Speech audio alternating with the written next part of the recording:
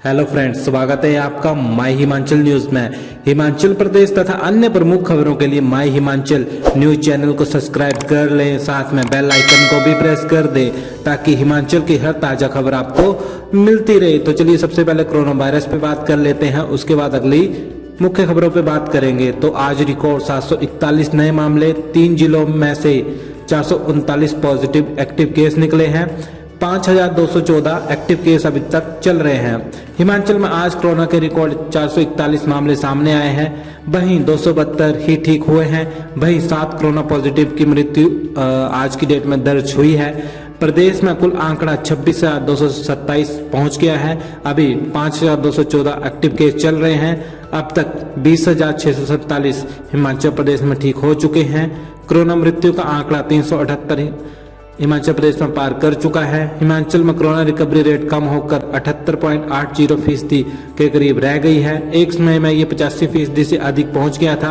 Corona death rate 1.44% के करीब है। इस माह अब तक 66 लोगों की मृत्यु हो चुकी है, जो कि चिंता का विषय बनी हुई है। शिमला में 204, कुल्लू में 121, मंडी में 114, हमीरपुर में 61, कांगड़ा में 76, सोलन में 41, बिलासपुर में 29, ऊना में 26, चंबा लाहौल स्पीति में 22 हैं। सिरमौर में 13, किन्नौर में 12 मामले सामने आए हैं। मंडी के 70, शिमला के 61, कांगड़ा के 44, किन्नौर के 43, सोलन के 21, बिलासपुर के 13, सिरमौर के 7, चंबा में ऊना के 6, लाहौल स्पीति का 1 कोरोना पॉजिटिव आज की डेट में हिमाचल प्रदेश में ठीक हुआ है। हिमाचल में आज 7 की जान गई है। इसमें कुल्लू में 2, बिलासपुर, किन्नौर, कांगड़ा, सोलन, सिरमौर में 1 की जान गई है। बिलासपुर में 16 वर्षीय लड़की और कांगड़ा में 29 वर्षीय युवक की जान गई है। कुल्लू में 84 और 78 साल के बुजुर्ग ने दम तोड़ा है। पूर्व मुख्यमंत्री वीरभद्र सिंह ने 7वीं बार मुख्यमंत्री बनने की भरी हुंकार। पूर्व मुख्यमंत्री वीरभद्र सिंह ने 7वीं बार मुख्यमंत्री बनने की हुंकार भर दी है। आज मैं तंदुरुस्त भी हूं और ठीक भी हूं। पूर्व मुख्यमंत्री ने अपने निर्वाचन क्षेत्र अर्की से पार्टी हाईकमान और राजनीतिक विरोधियों को संदेश दे दिया है कि राजनीतिक अब वे फिर से एक्टिव हो गए हैं। अर्की निर्वाचन क्षेत्र की लोक पंचायत में एक जनसभा को संबोधित करते हुए कहा कि ईश्वर की कृपा से उन्हें विशेष जीवन दान दिया है। यही नहीं, उन्होंने मंच से हिमाचल प्रदेश जिंदाबाद के नारे भी लगाए। वीरभद्र सिंह की बढ़ती सक्रियता से अब उन नेताओं की चिंताएं बढ़नी शुरू हो गई हैं जो अभी से मुख्यमंत्री बनने का सपना संजोने लगे थे। हालांकि उनकी राजनीतिक सक्रियता फिलहाल अपने निर्वाचन क्षेत्र में बढ़ी है, लेकिन आने वाले दिनों में वे प्रदेश के दौरे भी कर सकते हैं। वीरभद्र सिंह ने सोमवार को अर्की निर्वाचन क्षेत्र का तूफानी दौरा किया। उन्होंने एक दिन में अर्की निर्वाचन क्षेत्र में 3 जिला परिषद वार्ड में आयोजित 3 समारोह में बतौर मुख्य अतिथि उपस्थित हुए। डुम्हेर जिला परिषद वार्ड की प्लानियों पंचायत में उन्होंने पंचायत घर का उद्घाटन किया। इस मौके पर उन्होंने जनसभा को भी संबोधित किया। इसके बाद उन्होंने जिला परिषद वार्ड दालघाट की कसलौक पंचायत में पंचायत घर का उद्घाटन करने के बाद एक जनसभा को संबोधित किया। हिमाचल में दिवाली पर 2 घंटे ही ग्रीन पटाखे फोड़ सकेंगे लोग। हिमाचल में दिवाली की रात 8 से 10 बजे के बीच ही ग्रीन पटाखे जलाए जा सकेंगे। नेशनल ग्रीन ट्रिब्यूनल यानी कि एनजीटी के आदेश के बाद सरकार ने ये फैसला लिया है। राज्य प्रदूषण नियंत्रण बोर्ड सभी जिलों के उपायुक्तों और पुलिस अधीक्षकों को पत्र भेज रहा है। बोर्ड के सदस्य सचिव डॉक्टर निपुण जिंदाल ने बताया कि एनजीटी ने वायु प्रदूषण के लिहाज से अति संवेदनशील शहरों में पटाखों पर प्रतिबंध और मॉडरेट व सामान्य श्रेणी में आने वाले शहरों में सिर्फ ग्रीन पटाखे चलाने के 2 घंटे की छूट दी है। अति संवेदनशील शहरों के चयन के लिए नवंबर 2019 की वायु प्रदूषण के स्तर को मानक माना जाएगा। ऐसे में हिमाचल के सभी शहरों के नवंबर 2019 के एयर क्वालिटी इंडेक्स को देखा गया है। एनजीटी ने निर्देश दिया है कि नवंबर 2019 में जो शहर वायु प्रदूषण के लिहाज से अति संवेदनशील थे, वहां पटाखे चलाने पर पूर्ण रूप से प्रतिबंध रहेगा। चूंकि अभी तक नॉन अटेनमेंट सिटीज में हिमाचल के पावंटा साहिब, नालागढ़, बद्दी, परमाणु, सुंदरनगर, डमटाल और कालाम शामिल थे। ऐसे में नवंबर 2019 के मानक में किसी भी शहर में तय से ज्यादा प्रदूषण का स्तर नहीं पाया गया। इस वजह से समूचे हिमाचल में दिवाली के दिन 2 घंटे ग्रीन पटाखे चलाने की इजाजत दी गई है। प्रदेश में फिर हो सकता है बड़ा प्रशासनिक फेरबदल। जेपी नड्डा तक पहुंची थी शिकायत। प्रदेश के प्रशासनिक अमले में जल्द ही बड़ा फेरबदल हो सकता है। मुख्यमंत्री जयराम ठाकुर की बीते शनिवार को भाजपा के राष्ट्रीय अध्यक्ष जगत प्रकाश नड्डा से हुई मुलाकात के बाद इस बात की संभावनाएं बढ़ गई हैं।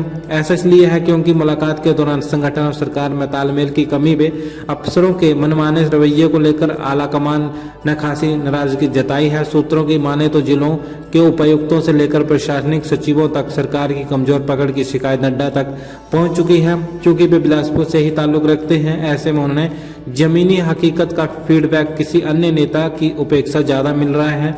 यही वजह है कि मुख्यमंत्री को संगठन के लोगों के काम ना करने वाले अफसरों को सही करने में तैनाती में विचार करने को कहा गया है। सूत्रों का कहना है कि चंबा में डीसी बनाम विधायक व मीडिया के अलावा कार्यकर्ताओं की अपेक्षा जायज काम लटकने को लेकर राष्ट्रीय नेतृत्व में मुख्यमंत्री को कड़े कदम उठाने को कहा है। माना जा रहा है कि हिदायत के बाद अफसरों की तैनाती में बड़ा बदलाव दिख सकता है।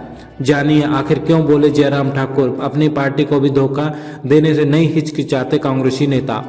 जिला शिमला के जुबल कोटकाई विधानसभा क्षेत्र के एक दिवसीय प्रवास के दौरान सीएम जयराम ठाकुर ने कांग्रेस पर बड़ा हमला बोला है। खड़ा पत्थर में जनसभा को संबोधित करते हुए जयराम ठाकुर ने कहा कि राज्य सरकार द्वारा देश के विभिन्न भागों में फंसे 2,50,000 हिमाचल वासियों को वापस लाया गया। हालांकि इससे राज्य में कोविड-19 के रोगियों की संख्या बढ़ी, लेकिन प्रदेश के लोगों को वापस लाना राज्य सरकार का दायित्व था।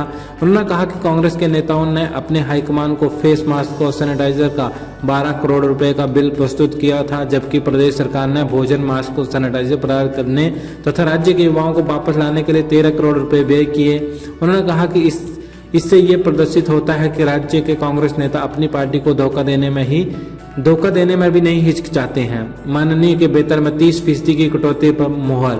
हिमाचल प्रदेश विधानसभा से पारित 4 संशोधन विधेयकों को लेकर अधिसूचनाएं जारी कर दी गई हैं। इसके तहत कोरोना काल को ध्यान में रखते हुए मंत्री विधायकों पर राजनीतिक आधार पर नियुक्त नेताओं के वेतन मानदेय में 30% कटौती करने का निर्णय लिया गया है। ये कटौती 1 अप्रैल 2020 से की गई है। उल्लेखनीय है कि केंद्र सरकार ने कोरोना काल के समय सांसदों के वेतन में इस तरह की कटौती करने का निर्णय लिया था, जिसके आधार पर प्रदेश सरकार ने मंत्रियों, विधायकों एवं राजनीतिक आधार पर नियुक्त नेताओं को दिए जाने वाले वेतन एवं मानदेय में भी इस तरह की कटौती करने का निर्णय लिया है।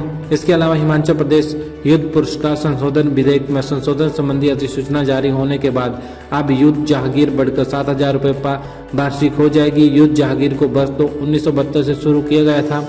वर्ष 1972 में युद्ध जहागीर 150 रुपये, वर्ष 1982 300 रुपये, वर्ष 1993 में 600 रुपये, वर्ष 1998 900, वर्ष 2009 में 2,000 रुपये, वर्ष 2013 में बढ़कर 5,000 रुपये तथा अब इसे बढ़ाकर 7,000 रुपये वार्षिक किया गया है। इसी तरह हिमाचल प्रदेश सहकारी सोसाइटी अधिनियम संशोधन विधेयक और हिमाचल प्रदेश माल और सेवा कर संशोधन विधेयक संबंधी अधिसूचना भी जारी कर दी गई है। हिमाचल के इस जिले में सरकारी स्कूलों और कार्यालयों में एक साथ लंच चायपान करने पर रोक। कोरोना संक्रमण के मामलों में मंडी जिला प्रदेश में सबसे आगे होने के कारण जिला प्रशासन ने एहतियातन कड़े फैसले लिए हैं। जिले के सरकारी स्कूलों और कार्यालयों में एक साथ लंच और चायपान करने पर रोक लगा दी गई है। पिछले 2 दिन में ही मंडी जिले में एक स्कूलों में करीब 133 विद्यार्थी और 100 शिक्षक संक्रमित पाए गए। डीसी ऋग्देव ठाकुर ने सभी विभागाध्यक्षों को अधीनस्थ कार्यालय में निर्देश का कड़ाई से पालन करने को कहा है। कोविड प्रोटोकॉल को लेकर लापरवाही सामने आने पर कड़ी कार्रवाई की बात भी कही है। डीसी ने सोमवार को उपायुक्तों कार्यालय में जिले में कोरोना संक्रमण की स्थिति और बचाव के उपायुक्तों की समीक्षा बैठक की अध्यक्षता की। उन्होंने जिले के शिक्षा संस्थानों में एक साथ बड़ी संख्या में अध्यापकों और विद्यार्थियों के संक्रमित होने के मामले में भी जाँच बढ़ा दी है। संबंधित SDM को इसके पीछे के कारणों का पता लगाकर रिपोर्ट सौंपने को कहा है। स्कूल स्टाफ का कोविड SOP का ठीक से पालन न करने, लापरवाही बरतने जैसी पहलुओं की भी छानबीन की जाएगी। उन्होंने अधिकारी कर्मचारियों से कोविड प्रोटोकॉल का पालन करने को कहा है। तो फ्रेंड्स, वीडियो को लाइक कर दीजिएगा, चैनल को सब्सक्राइब कर दीजिएगा और उसके साथ लगी बेल आइकन को भी प्रेस कर दीजिएगा ताकि हिमाचल की हर ताज़ा खबर आपको मिलती रहे। तो जय हिंद, जय हिमाचल।